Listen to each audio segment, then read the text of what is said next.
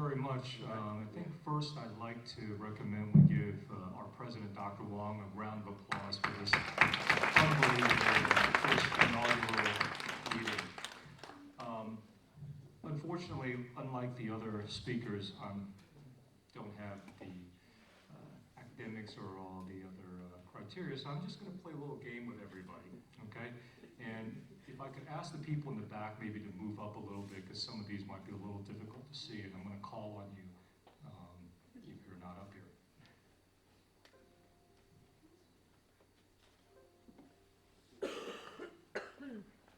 Okay, we're just going to run through some EKGs. Does everybody remember how to read an EKG? We have a P wave, we have a QRS wave, we have a T wave. Three things, that's all you need to know, right? Cardiology is very easy. So we have a 60-year-old gentleman, 60-year-old gentleman in the emergency room for severe chest pressure. Okay? Is this normal? No. Okay? Everybody see it? Anybody want to take a guess? Is that normal? No. What are those? ST elevation. What's the term we use? We call them tombstones. Okay, tombstone ST elevation. So tombstones are not good things, right? So what's the distribution here? The distribution is 2-3 AVF, and the lateral leads here, inferior lateral leads, inferior lateral ST elevation, myocardial infarction, tombstones, probably the right coronary artery or the circumflex artery. The right coronary artery supplies the inferior wall of the left ventricle in about 70% of patients. In 30%, it's the left circumflex artery, okay? And in ST elevation myocardial infarctions, what we call STEMIs, S-T-E-M-I, that's typically from plaque rupture or acute thrombosis. And here, what we see are what we call reciprocal ST depressions. So if you see the ST elevations in these leads and you see depressions in other leads, that helps to confirm the diagnosis of an acute infarct. So what does the person need? Well, the person needs is an acute catheterization and probably stent placement. This is what I get called at 3 o'clock in the morning to come to the hospital for. So here, this is my catheter here, and it's engaged, it's sitting in the ostium or the opening of the right coronary artery. The right coronary artery should come down like this. It looks like the letter C. There's nothing here. This is totally occluded right at the beginning. So you can't see this, but we put a wire down, and this little dot here is what's called an aspiration device, where we put a catheter in and we pull out the clot. This artery is full of clot. And then after we treated it for a while, I was able to put a stent in. You see the this right there. And this is what it looks like now. Okay, so it looks really nice. And like we said, it's a letter C. It comes down like that. The patient's doing great. Do you use TPA injection? I'm sorry? Do you use the TPA injection at that time?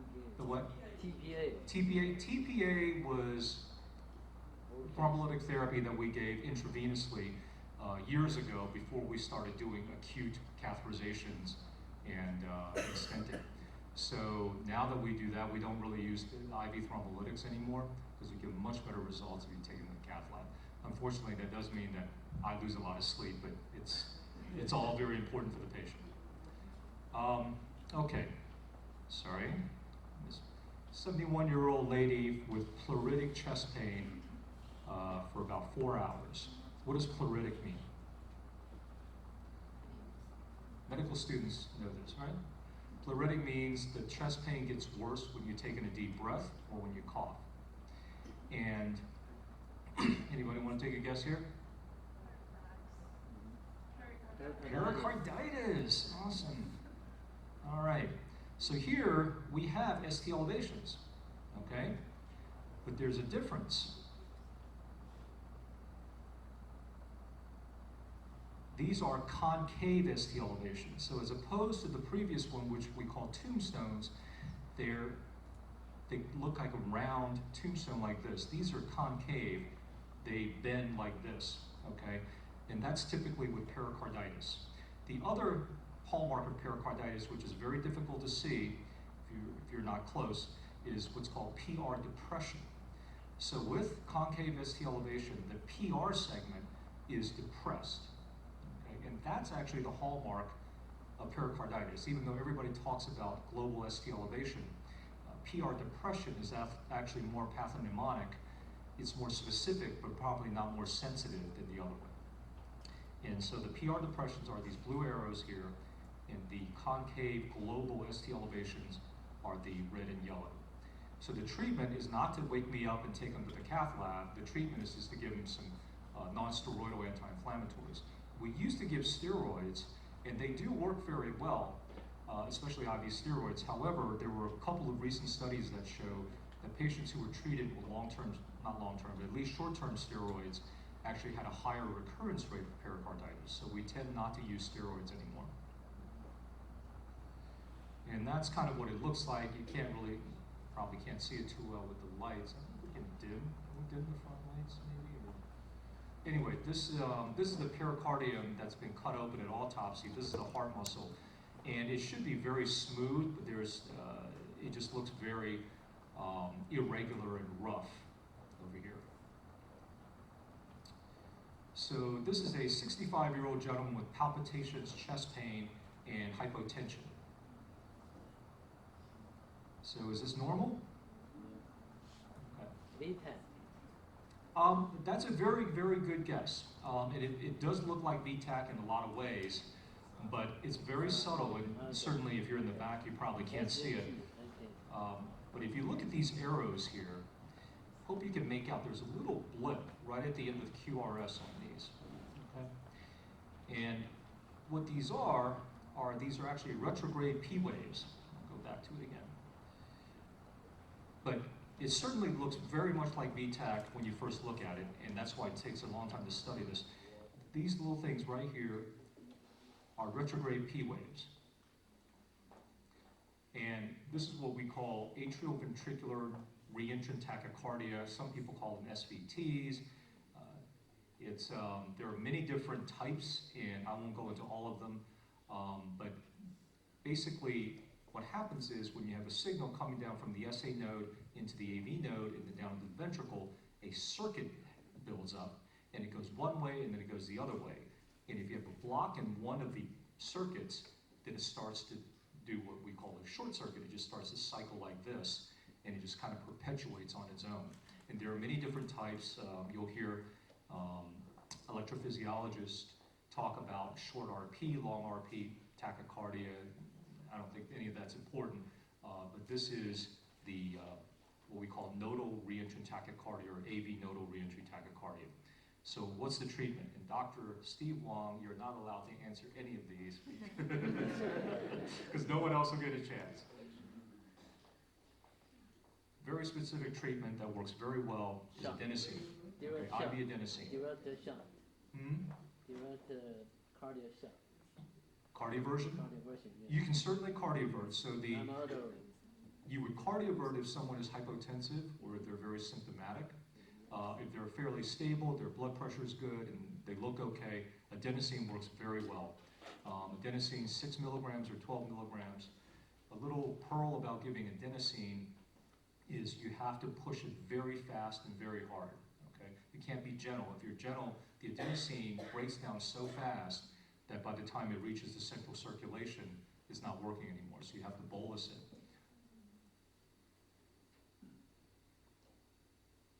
This is a 33-year-old man scheduled for herniorrhaphy and is seen in preoperative consultation.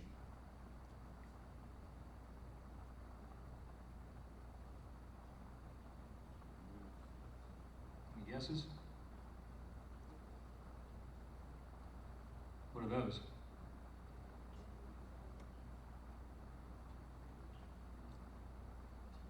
So this is actually a normal EKG, believe it or not. The EKG itself is not totally normal, but the patient is normal. So this is what we call early repolarization, and it kind of really looks a little bit almost like the pericarditis, concave ST elevation, not quite as dramatic. And in all honesty, even for a cardiologist, if you were to show me this EKG and said someone was having a lot of chest pain, I couldn't 100% tell you that the patient was okay. All right. So, as with anything, the first thing we learn in medical school is look at the patient. Don't just look at the EKG or look at the chest X-ray or look at the EEG. You have to treat the patient. So if you have a young, healthy, athletic, especially African American men have this particular EKG morphology, he looks good, he's in good shape, he has no symptoms, he's here for routine preoperative evaluation. He doesn't have pericarditis, he's not having an MI. This is just what we call early repolarization. Okay? So this is a 54-year-old gentleman in the emergency room who has dyspnea, breathing difficulties. Hint, this one is not normal. Not right here. Close, yep.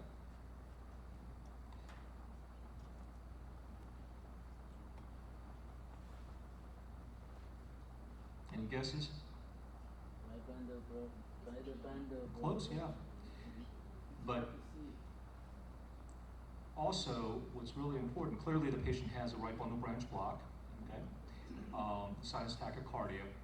And what you see here, these are the anteroseptal Q waves, leads V2 and V3. And you see the very, very deep Q waves here. Okay, so Q waves are pathological. They mean usually an old heart attack, old MI. And in this case, there's also a little bit of ST elevation. This looks a little bit like the tombstones we talked about.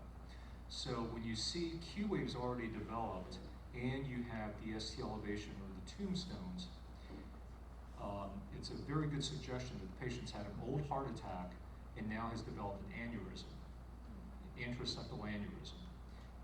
Again, you treat the patient, not just the EKG. So this patient is presenting, now he's just having a little bit of shortness of breath, so probably he has some congestive heart failure because the old aneurysm has decreased his ejection fraction, so now he's just not pumping very well. However, if he were having a lot of chest pain, this could actually still be an acute infarct, just that it's been going on for maybe an hour or two, and sometimes people can actually develop Q waves within an hour or so. And this could still be an acute ST elevation infarct that may need to go to the cath lab emergently. Again, the dyspnea could also be an anginal equivalent. So some people don't have chest pain, they're just short of breath or they're nauseous. So when you look at this, a lot of clinical decision making needs to go in as to whether you need to act acutely on this patient. In this case, he was okay, just heart failure. You have 2 minutes. All right, so this is a 17-year-old woman with routine physical exam. 2 minutes, so we have to go very fast now.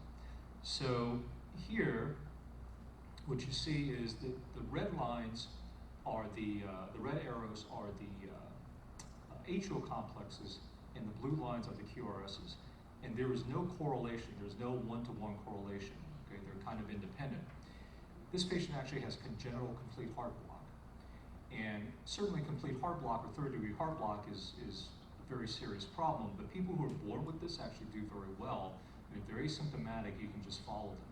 However, if this was an acquired complete heart block, then the patient probably does need a pacemaker.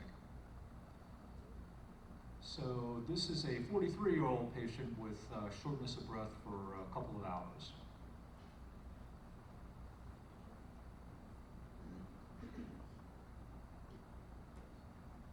Okay, those are ST depressions, but the ST depressions are in leads V1 and V2. So this is an acute inferior posterior and maybe a lateral wall ST elevation infarct. And the reason I put this one up is because to emphasize that V1 and to some extent V2, but mainly V1 is what we call a mirror image lead. So it's pointing towards the back of the heart, whereas the leads are in the front. So here, ST depression is actually the same as ST elevation. Okay, so this is actually an acute infarct. And so we do need to take these people to the cath lab. Now, here's the bonus question. Which artery do you think it is? It's a circumflex. The circumflex artery supplies the posterior wall, sometimes the inferior wall, and also the lateral wall. Okay? So I'm running out of time. I'm going to just go, I think, to the last one.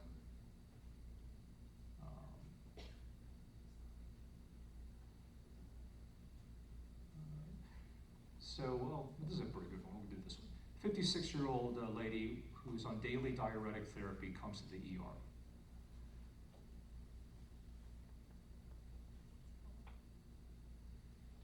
Okay. Very close, yep. So we have prolonged T wave, and you can actually see a U wave here. The U wave is a positive deflection after the T wave, and that's pathognomonic almost for hypokalemia. And of course, because she's on diuretic therapy. To be differentiated from a 23-year-old who's on hemodialysis.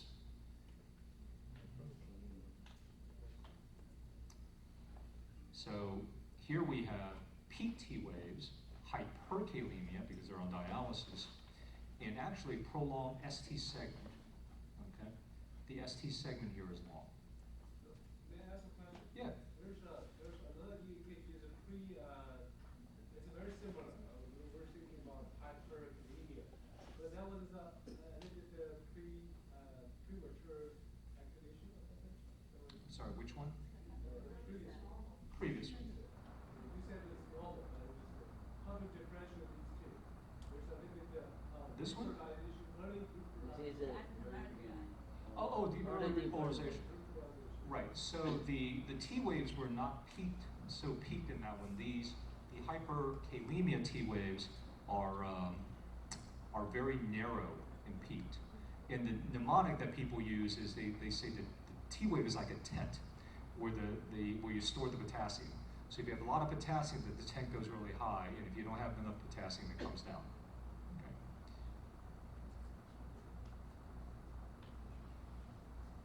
Okay. So this is a 43-year-old with atypical chest pain and palpitations who's taking quinidine.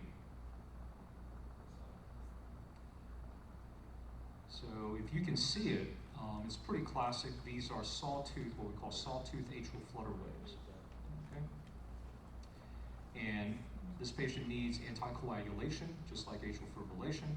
We'll go very briefly over the CHADS and the CHADS VASC scores.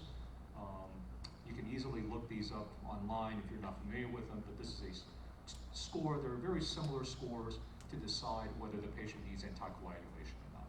Anyone with a CHADS VASC score of 2 and above should be on anticoagulation. A score of 1 is kind of controversial. It depends on the patient. But this one's a little complicated. I won't do this one. It won't take too long.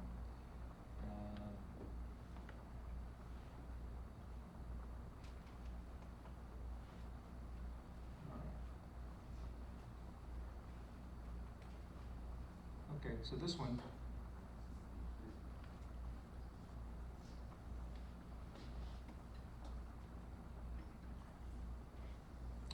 So